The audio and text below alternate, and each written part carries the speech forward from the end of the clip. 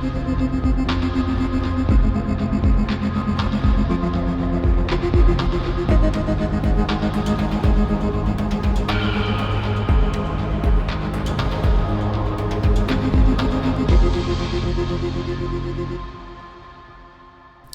this is Levi Remendelli, and this is the commentary for the Artisan Wraith issue 4. So the cover here is obviously the Artisan Wraith facing down the Wraith Legion. I wanted this kind of imposing standoff because if you read the last issue, you know that that's basically what's going to happen in this issue. And the issue opens here with a flashback sequence showing basically how the Resolve met the Lurk to begin with. And a couple things here. One is worth noting that the Lurk is basically living at the lake. So he makes fun of people that live by the lake in the first issue, but he used to live there and he used to kind of protect these people who were kind of like robots that were like down on their luck and stuff. But over time, his memory deteriorated and, he lost a connection with those people and kind of forgot his connection to them. Also, if you look at him here, he is more kind of physically put together. Like literally, he's a much smoother kind of shape.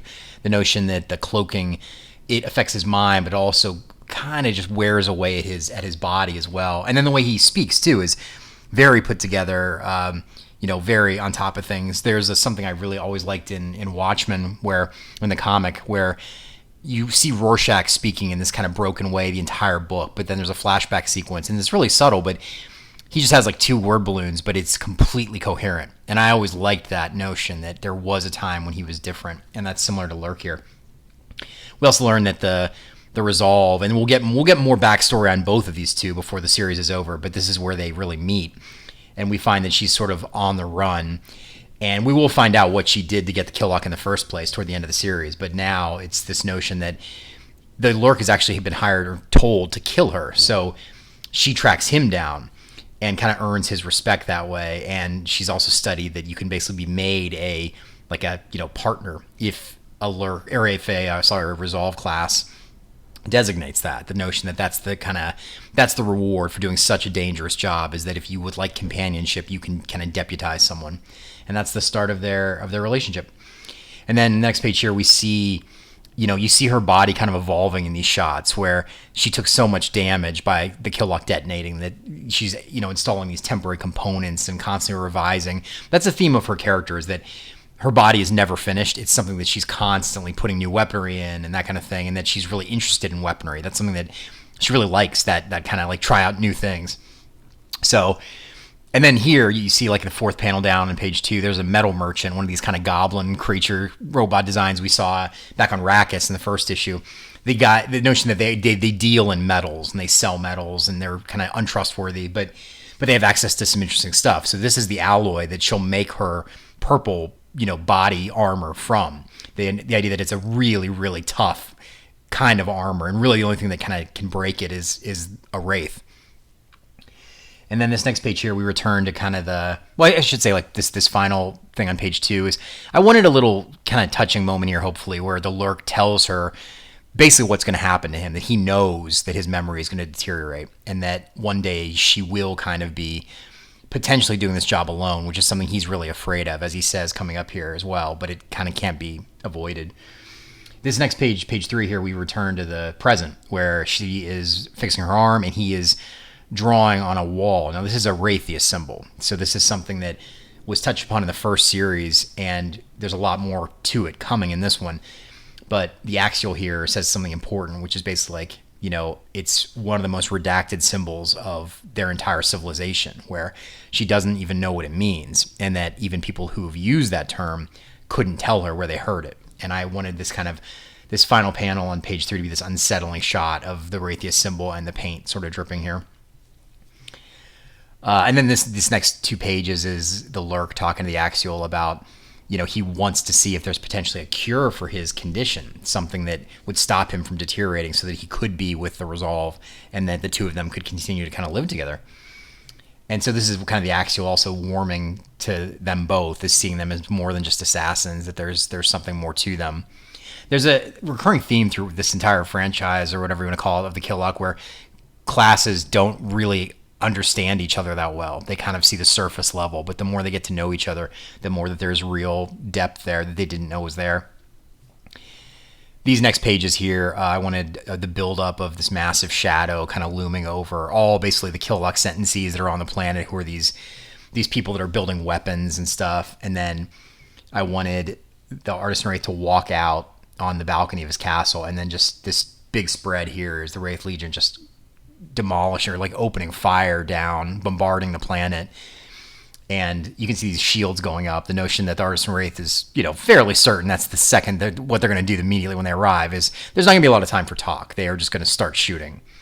And I want to get across that kind of notion that he knows that it's not going to be an easy negotiation. They're really not going to talk to him. They don't really have a reason to at this point.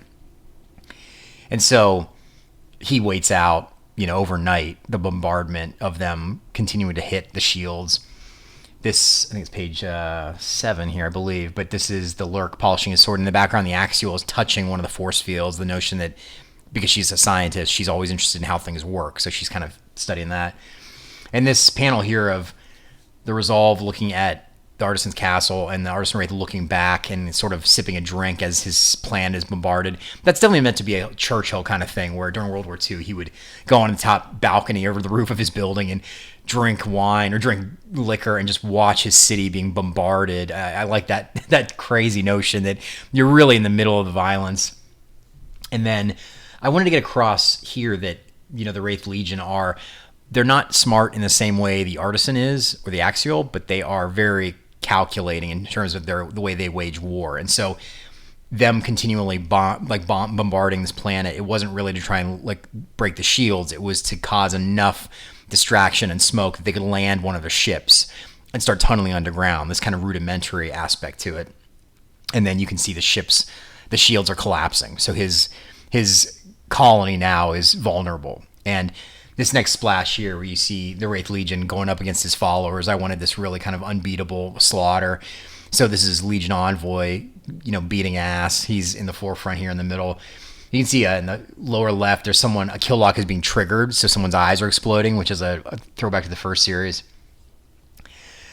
This next page after this is the Artisan Wraith triggering something called the Gravity Plexus, which we saw on a screen in issue 2. This is something that he's designed. Basically, when he was out in the home world, he was stockpiling inventions to use for himself later, so that he would, have access to stuff that there was really no known defense against. So first thing he does is he has the Plexus pull a Legion ship into the ground. Worth noting here that this shape here is this kind of spiral shape on the page where the ship hits the ground is the ship that they used in the first series. It's the gold party ship that's now been tethered here. And you can also see, I can't remember if I mentioned it in issue 3, but you can see bits of the gold metal of it have been used around his colony, that that ship is not really meant to fly again. Like the Artisan Wraith knows that he's going to be leaving the planet in other means, if all goes well. And this exchange here is important, this next thing, where basically he communicates to the Legion and they stop the bombing, because in his time with the Wraith from the first series, he's learned enough about how the Legion works that he understands who the Triumvirate is. Because the Wraith is so sort of lacking a sense of humor and so honest sort of in the way that he talks, that the Artisan learned all about how their army works just by casually talking to him and kind of disguising it as, lighthearted conversation.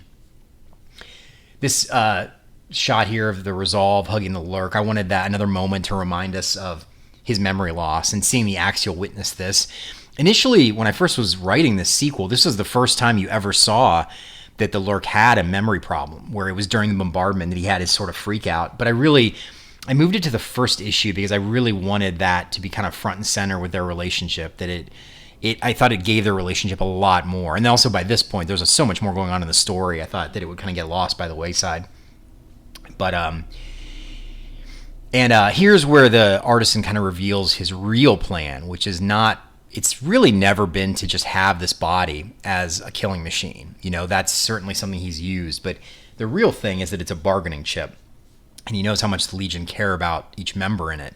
So he's basically offering up the Wraith back, and all he wants in return is for them to kill the Forgers. And he makes what I think is a pretty strong argument, which is basically the Wraith Legion has no love for the Forgers. It was sort of this mutually beneficial arrangement that we'll get into the origin of further in the series. But over time, they have been asked to do increasingly horrible things, including killing unfinished robots, which is what led to the Wraith sentencing in the first one, him trying to stop that. So I wanted the Artisan to basically lay out something that was pretty agreeable, honestly. Like it was, something the Wraith Legion really gives them pause about. And this next sequence here where, his minion orange guy gets thrown off the castle kind of makes me laugh. I will say, in my mind, he survives that fall because we saw the Resolve and the Lurk survive. So I think he can live through that fall because I like that character and I don't want him to die horribly here. I wanted Legion Zenith to also return as imposing as he was in the last one, where he stands on the roof of one of their ships, and now the real power of the Legion is shown, where he's basically laying out everything, and then Legion Envoy is confronting Artisan Wraith, and Legion Viscount is taking over the communications of the colony, basically sending out these holograms and carrying. Legion Viscount is the voice of the Legion, so he's carrying the Zenith's words to these different colony members and sort of showing that the Artisan Wraith has been lying to them. These holograms here are still meant to be the kind of watery, molten orange technology that powers their civilization. Hopefully we're following along here. The PDF I'm looking at doesn't have the page numbers, so I hope you're following along with me here. The one colony member getting basically stepped on and put underwater is the green one from issue 3. So he's the one that really believed in the Artisan Wraith, and now he's basically being suffocated underwater.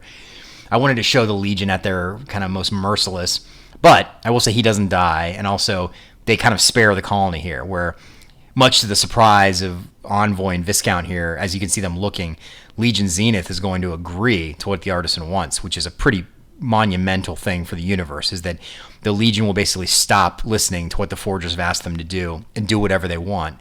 And that means going to the homeworld and killing the Forgers, which is pretty massive because that would upset the power that has been in the civilization for a long, long time, as we'll see. And then I wanted some ambiguity at the end and hopefully some unsettling feeling that back in the kind of the dreamscape world, the Wraith speaks for the first time in the sequel. And him saying, no, this is a really bad idea of the Legion joining the Artisan Wraith.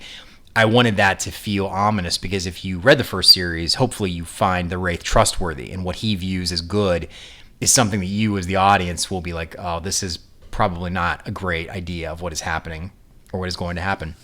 But that is for issue 5 next month. Here's the cover for issue 5. I wanted just a nice imposing shot of the Triumvirate. I wanted them to look different, but also, similar enough that they are of the same race as the Wraith is. Worth noting, they are all gray, and he has blue, and we saw that the Wraiths in the first series also had blue. That will be explained of why they look different in the future here. The pinup here is my buddy Murat Michaels, who's an awesome artist. He's done a lot of Deadpool stuff and has his own empire of books. He did this great piece. Murat's just a really cool draftsman and inker. I really love the lighting and the reflection on the Resolve here. Really cool.